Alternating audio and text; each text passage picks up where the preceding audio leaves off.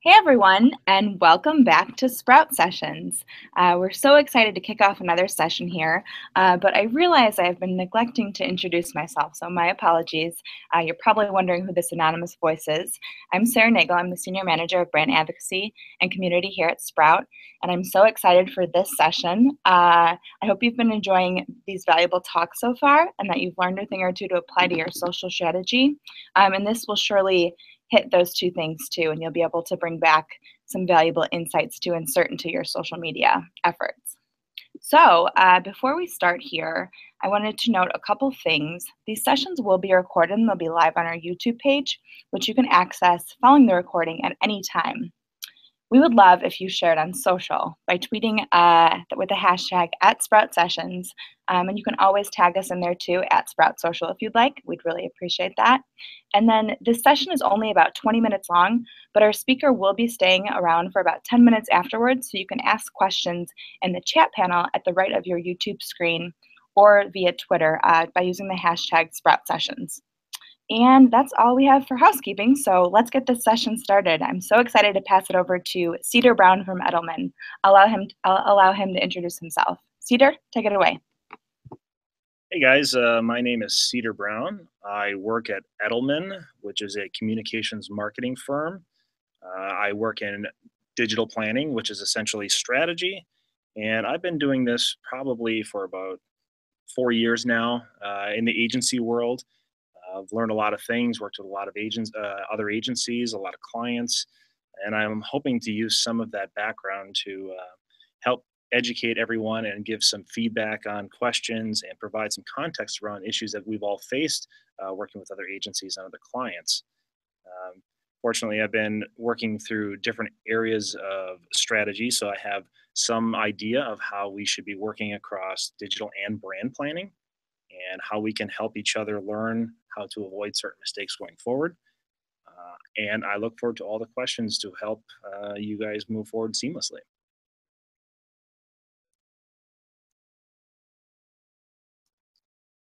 All right, let's kick it off to what is client interagency work look like and what is it as a whole? So sometimes when you're working with a client, sometimes a big client, sometimes a small client, they have multiple agencies working on the same project because not every agency has every skill set there. Although more agencies are moving from specialist agencies to full service, so they can become agency of record for certain clients.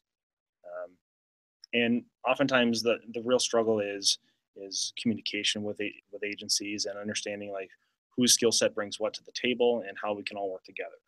So that's why as agencies have evolved into more full service, clients have also looked to consolidate a lot of these agencies. But as that's happening, we have to understand that you still have a value with your client, regardless if you're a specialist agency or if you're a full service. But how do you continue working with other agencies that you're still with on a project or on a client? Or how do you continue making yourself valuable for the client themselves? Let's move forward. All right. And we understand that as we do this stuff, there's always going to be pain points working with other agencies. It's sometimes it's easy, sometimes it's not. We all like to think it's always an easy, case because we're all professionals, we're all good at what we do. But you know what? I mean, in life, sometimes just communication, sometimes things pop up. Things can be very difficult and put a real wrench in the spokes of our work. So let's look at some of the pain points that we all could be dealing with when working with other agencies. I think the biggest overall thing that people struggle with working with other agencies and working with clients in general, even within teams and in your own company, is communication, right? Sometimes we hear things like, well, we haven't heard feedback from agency A, so we can't move forward.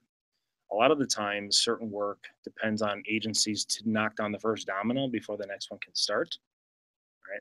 So the client will oftentimes, when there is multiple agencies working together on a similar project, on the same project, that you're all briefed together. The client will bring you into a room or on a conference call and brief you guys on what you're supposed to do. And everybody has their own swim lane. You have your own expertise and you have to work within that area. But you have to also understand that other agencies depend on you getting your work done, you communicating that work, and you level setting the expectations of where you're at. So it's important to continuously communicate so that we don't have problems, so other agencies can also move forward on their work. Another pain point that we often have is ego. Sometimes sometimes people have an ego when it comes to they think they have the best idea, or they have the best skill set for something, but that's not always going to be the right answer. Is pushing back on things because your ego is getting ahead of you a little bit. That that becomes a very difficult piece. That doesn't make you a very good client partner either. And it's important to be both an agency and client partner, regardless if you think you have the best idea and another idea was chosen. So again, try to check the ego at the door and understand that you're all working together to solve a problem for the client. I think another thing that we also have problems with working with other agencies is setting expectations. Right? Sometimes we come across the idea of, well, I thought that was their job since they're the specialist agency. Sometimes, there's search agencies, there's social agencies, there's even, media agencies, right? And then you have a full service agency that's a part of this, right? So a full service agency will have all of those skill sets within their own company. So when you start a project with somebody, with a client, the expectation is, well, you have this role, that agency has that role, but sometimes the ask is not always that clear, or maybe the expectation that you thought was not always that clear. So that's why it's important to constantly communicate with both the client and other agencies to make sure that you all have an understanding and an expectation of what you're asked to do. So, and remember, it comes back to communication. So remember that your role is this, and the specialist agency's role is that. Try not to mix it up. And if it really comes down to, also, don't ever be afraid of asking questions or over communicating. Another thing that we also come across with is over being overcrowded, right? I don't remember who has that responsibility. There's just too many agencies involved. That is, back to expectations, right? So understanding expectations, understanding your role, and over communicating is a really big important piece of this. Um, a client will sometimes bring in 7, 8, even 10 agencies for one project because, let's say the Super Bowl, for instance, is probably going to have a lot of agencies involved in that. And it's important to level set everything and understand that, well, just because there's this many agencies doesn't mean you should forget your role. You should obviously be communicating and understand what you're doing right from the get-go. If not, constantly communicate. Also, we get overeager, right? Agencies, in general, we have, when you're a full service agency, you're like, well, why do we need all those other agencies? We have all of those skill sets, but that doesn't mean that that's what you were asked to do, right? So relax. What becomes a struggle is sometimes, every agency wants to take other agencies' work from the client, and that's the brass tacks of is working in the agency world, is we want that business too. And if we have all of the skill sets for it, we're going to try to take that somehow, right? Um, but that's where you also have to check the ego and the overeagerness and just do your job very, very well. Something that people often forget is when you're working with other agencies is scheduling. Scheduling is probably the most difficult thing to do in working with other agencies because you have to understand what is necessarily needed up front. Is strategy, is media, is your influencer team, right? But at the same time, coming back to the communication piece, it's, can we all get on a conference call? Do we all have the right time slot open at the same exact time to communicate a problem or to level set expectations? It's really, really difficult to get 6 different agencies, or even 2 for that matter, with like 12 different people to get in the same time slot available to talk at the same time. That is a real pain point for everybody. So try to be flexible when working with other agencies, because it not only does it help the project, it makes you look like a good client and agency partner. A couple FYIs here is, again, there could be a lot of agencies, or could be just a couple agencies on a project, but understand that everybody has a value. Everybody brings a value to the table. It's just like working with other departments in your own company, and that everybody that's at the table is there for a reason. Just because you have the skill set that someone else does in a different department, or just because your agency has that skill set that another agency may have, and maybe not as up to the scale as you are, your agency is, understand that they're asked to do this specific task and that they have a value that the client sees. So be a good partner. Also, don't be that stick in the mud, right? It looks bad on you, and you may work with those same folks on future projects or with that same client, right? So again, it comes back to checking your ego at the door. It can be, a little unnerving, a little frustrating at times, but just do your job very well, be respectful, be accountable, and help them if they need help. Also, you know, focus on what you do. Just because agency D was tasked with all the fun stuff, coming up with the creative, finding the influencers, finding the celebrity spokespeople, doesn't mean you should argue, whine, or even sabotage anything. Focus on you, your work, and how you're making the overall assignment better, because that's what makes you a great client partner and a great agency partner. And people have that high level of respect for you when you are working together, regardless if you feel things are not going the way they should be, or at least the idea is that maybe not there. As long as you're doing your job well and helping others, everything will be fine. A couple of keys to success here. When it comes to what I was just saying about being a stick in the mud, it comes on you have to pick your battles, right? This is a team effort. Understand when the time is right to push back. When you work with that many organizations at the same time, there could be a lot of different fires that pop up, but you have to understand what fire to really go for, the five alarm, or which ones to let burn out on their own, because sometimes they're just not your problem, right? You're not the client. You're not, always the lead agency. You don't have to take care of every problem. You just have to do you and help where you can help and push back when you need to push back. Every little thing doesn't have to have a conference call involved. Understand when you just have to do your job and move forward. Also, accountability. This is very important. Own up to your work and ideas, both successes and failures. Sometimes a lot of things happen and, people point fingers, but that also just makes you look, immature. Doesn't make you look like a good partner to work with in the future. So be accountable to your work. If something's going wrong, your point person, your team lead, whatever that might be, so you don't have to and say, our bad, we will fix this. And also try not to be everything at once. Again, sometimes full service agencies do this. Whether you're tasked with whatever you're tasked with, knock it out of the park. If it's something small and then you're frustrated because you can do all those big things too, it doesn't matter. That's check your ego, knock this piece out of the park. Don't try to do everything because it just won't work. All you're going to do is step on a lot of toes and make a lot of people angry. One of the biggest keys to success, over communicate. Never be afraid of sounding dumb. Ask all the questions, cross every I, dot every T, right?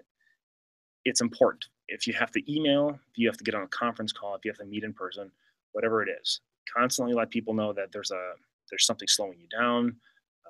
Something happened on a personal side that certain team members have to disappear for a bit, or you don't understand an ask, or you don't understand what other people are supposed to be doing.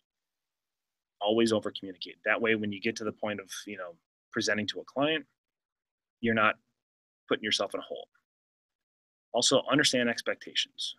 Your team is tasked with X. Do that, only that, and do it right. Build it against your goals, not the goals of agency A. You guys are tasked with something. You guys aren't tasked with the same goals. So just understand what you were asked to do it very, very well. Some tools to help for this, right, is some very easy things to understand, right? Email alias, right? If we all constantly communicate via an email alias, it really helps keep people on track. I think conference calls, consistent checkups on conference calls is important. That way you can hear it from the horse's mouth. Whether it's weekly or if it's every couple of days or even daily, right? Sometimes those things are what makes a project succeed.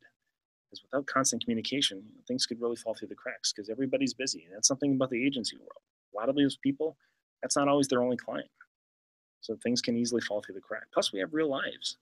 And if you have the benefit of the doubt, a lot of smaller agencies do, meet in person if you can. Meet in person with these other agents because it really helps not only build relationships and rapport, it helps clearly communicate everything that needs to be communicated.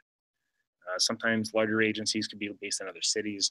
And then, even then, if you can put together one work session day, please do. That's an amazing feat, and it's a very helpful feat too.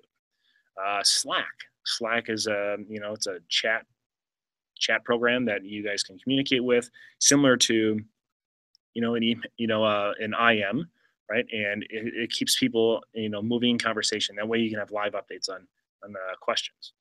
Basecamp. Basecamp is one of my favorite things. You can share files, you can share progress updates, you can share lots of different assets on there, right? It's provides a lot of area for, here's our progress updates. Here's version 1 through 11 on the deck or the video or whatever it might be.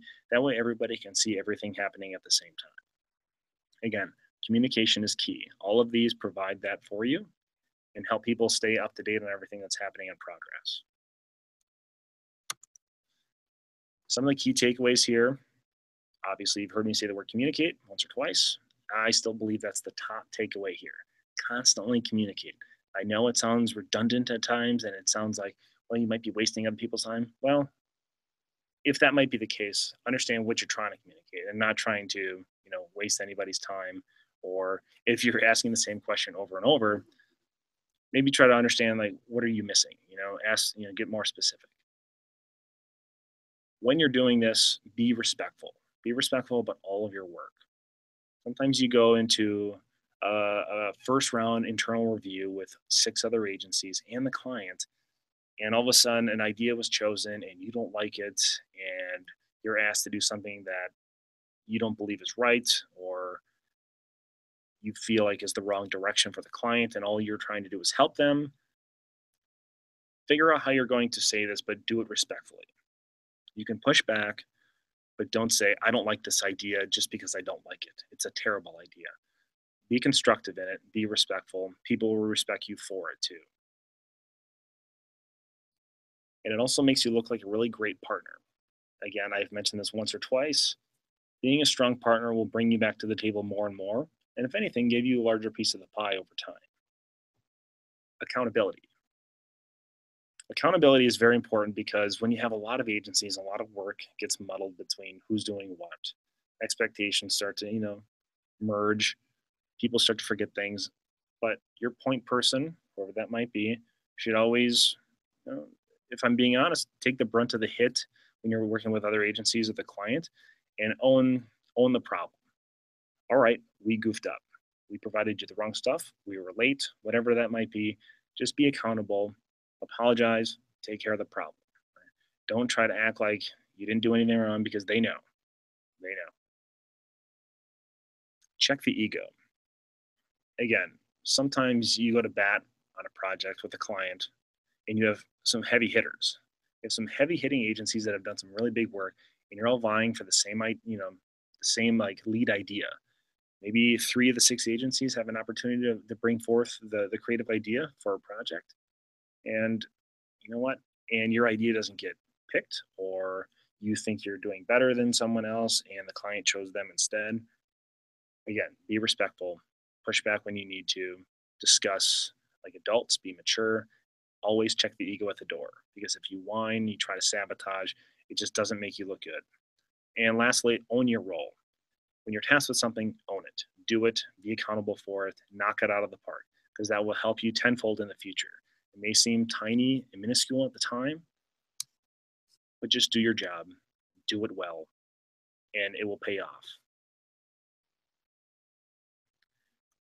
One of the things about the small agencies too, as I started my career at a smaller agency, a couple smaller agencies, you have to understand that you try to do a lot because you're not a full service agency with 600 people. You might be like 20 people, you might be with 100 people.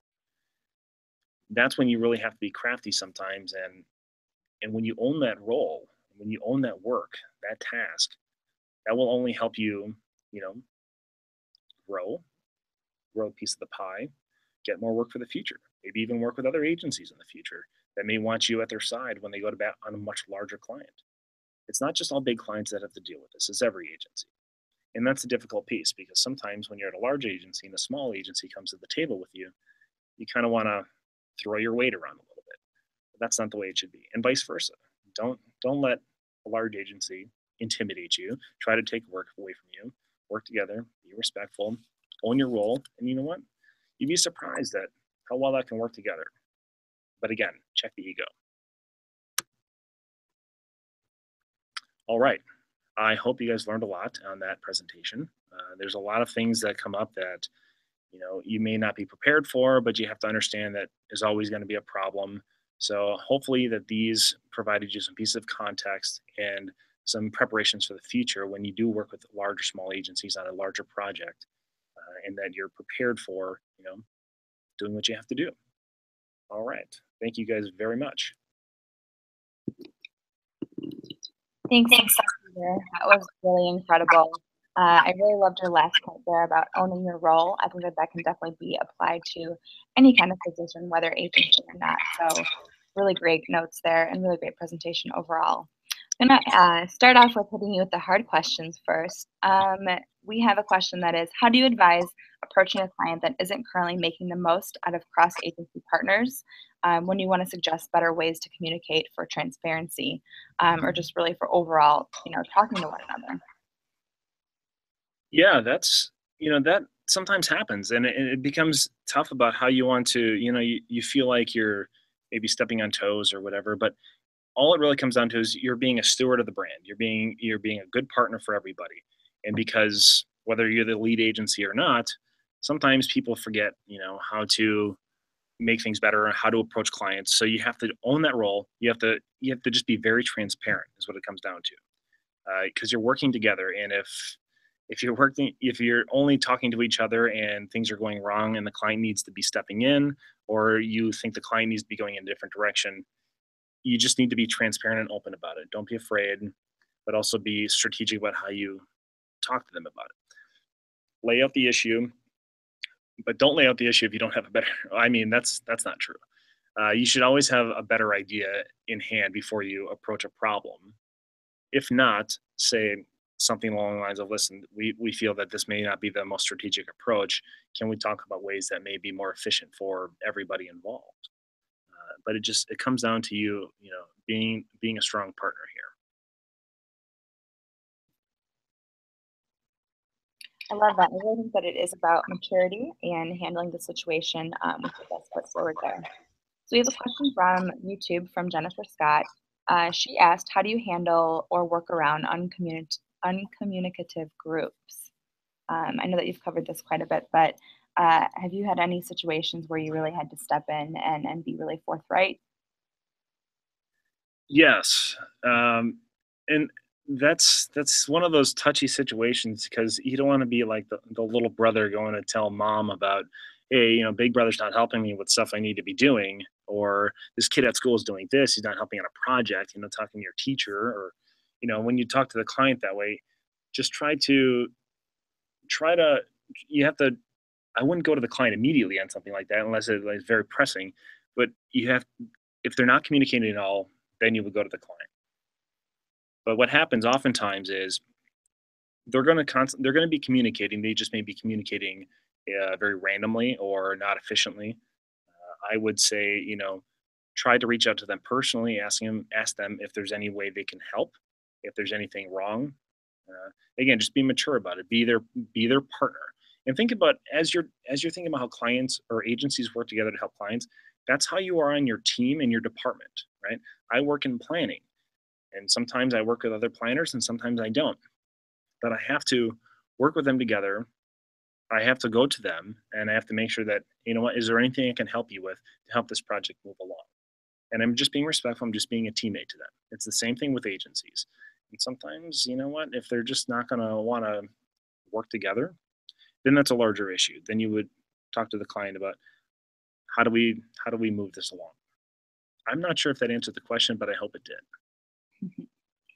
No, that was really great. I think it really is about being a teammate, no matter which way that you slice and dice it, right? Yeah.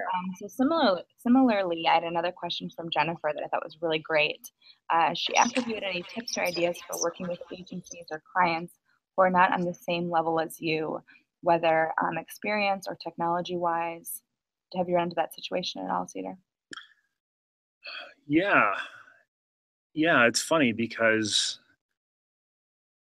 sometimes an ask will come along that will require certain research to be needed, and sometimes you don't have those tools.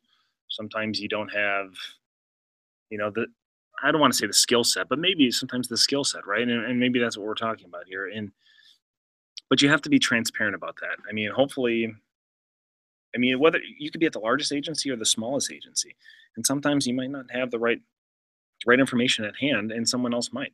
But that's where being upfront about that stuff will help. Trying to cover it up and trying to figure it out yourself and sometimes bite you in the butt because in the amount of time it takes you to find that information, the project could be due, or your next internal review could be happening, and if you would have just worked with another agency up front, you could have solved that problem faster. So I've worked in a situation where we needed to do some research on some media buying, and we just or media spend and media buying, and I have not worked at a media agency, and it was really difficult, and we didn't have any media people around, but we needed to have an understanding of that. And fortunately we had another media agency on the phone, or on the project with us, and we had to just reach out with them and say, listen, this is part of our ask, and we need information around this. What kind of feedback can you give us, and what kind of help can you provide us? And again, it's not, I know when you worry about, when you show weakness, you think that the other agency might want to be a wolf and try to take that project from you, try to take that work from you, and it's a scary thing sometimes. And but that's where you have to just be mature and listen and say, listen, you know we're doing our best at this, and for this project to succeed, you need to help us a little bit, right? And if I'm being honest, that doesn't always happen, but I think it's what should happen. You should own the fact that you can't solve the problem for the client, and without someone else's help, that this is going to fall through the cracks. Definitely does come back to that communication though, and making sure that you're being open and honest with agency partners and clients. So we had another question come in from YouTube from Shannon Raymond. They asked, if your feedback isn't really being received, at what point do you back down? Have you had any situations where you gave feedback to the client and it just wasn't working out, but it was really what you thought was the right move? Yeah, that's one of those beating the dead horse moments where, you know, as you give feedback on things that are happening, understand, well, if the first time it just kind of went amiss, and then the second time you did it again, and maybe it went missed again, but maybe it comes down to how you're articulating the problem. Maybe the way you're articulating it is not an issue for the client. So think about what the actual problem is, and how it's affecting the client's goals, and not so much how maybe it's affecting you. So articulate it in a way that says, all right, client A, we're trying to solve this for you, and we believe that this is the direction, or this is the things that need to be done, but we're struggling with this. I think maybe your direction is wrong, or whatever that might be, but articulate in a way that is constructive, um, and helpful, and mature. And sometimes if the feedback's just not being taken over time, you just got to move forward, I guess, and just like try to answer what you can and create the work that you can, because sometimes they just don't want to hear it. Sometimes they just think they're always right. That's not always the case, but sometimes you might come across a client like that, and hopefully for anyone's sake, we don't. But sometimes people just don't want to take feedback, and they just want you to do the work. I am extremely fortunate to have not come across things like that, but I'm sure it happens in droves in certain areas. So I know you've worked in the industry for quite a few years. I wanted to know what your favorite part about agency life is, or what do you think is the most rewarding?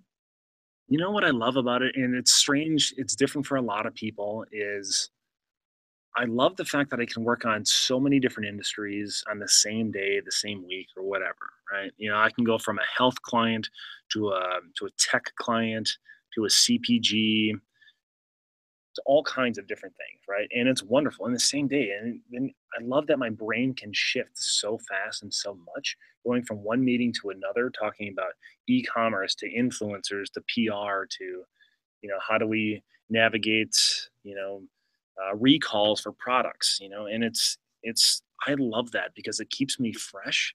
It keeps me constantly thinking, about how these ideas, these issues that I'm dealing with on client A and industry A could be applied to these other industries. You'd be surprised that some of the tech things that I deal with can be applied to large CPG brands, and vice versa.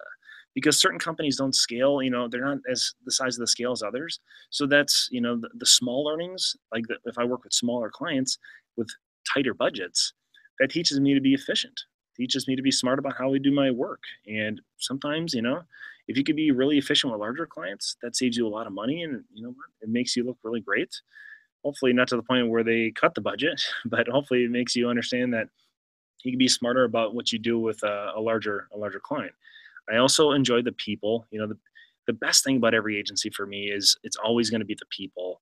They have all these different backgrounds. They didn't all go to school for advertising, marketing, PR, whatever.